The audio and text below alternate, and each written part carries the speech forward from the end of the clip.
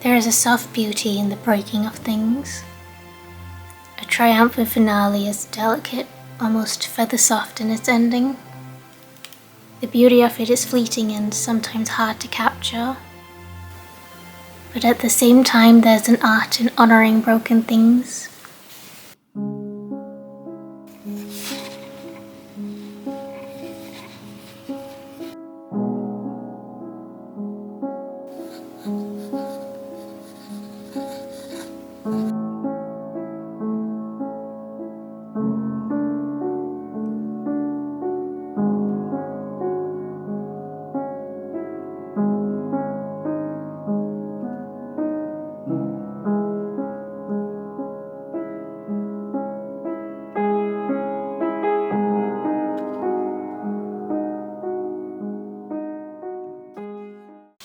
The Japanese call it kintsukuroi, an art of repairing broken pottery with visible veins of gold or silver.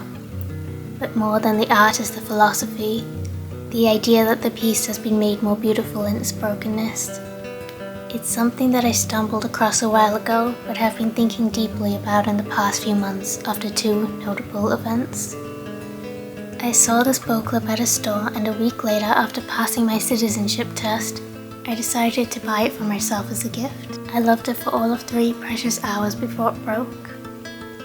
The loss felt tragic to me and I was surprised by my reaction, but I managed to boil it down to one simple reason: wasted potential. If we go back to high school physics, we'll remember the theory that every object has an innate potential energy. For me, after having thought about that clip for a week and all its potential, all the memories I could infuse into that object, its abrupt and short-lived life left me feeling cheated of its potential. In contrast, there's a far less devastating type of breaking, a breaking that almost feels joyful in its discovery, which leads me to event number 2. If you've watched any of my other videos, you'd know that a little while ago I took up ballet. And these are the beautiful little ballet slippers my mum bought me for my 18th birthday. And to the naked eye, they are still pristine, in perfect working condition. However, if we take a microscope to the back, we can see that the canvas is beginning to fray. The discovery filled me with so much joy that I went around showing everyone in my household, including the dog. Everyone was very confused by my joy, but the way I explained it was that the shoes were showing physical proof that I'd been training. It was the mark of a well-used item, and going back to my earlier analogy, ballet slippers had fulfilled their potential.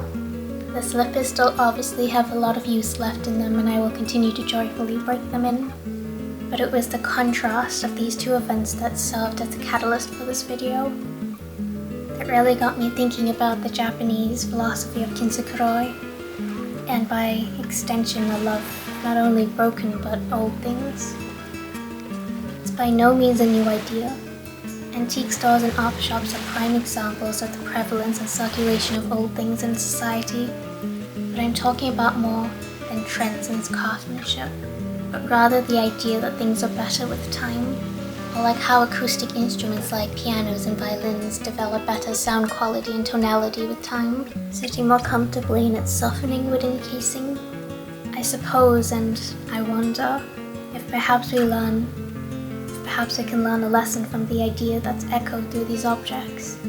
I wonder if it could be embraced as a way of life, living out the old saying that good things take time.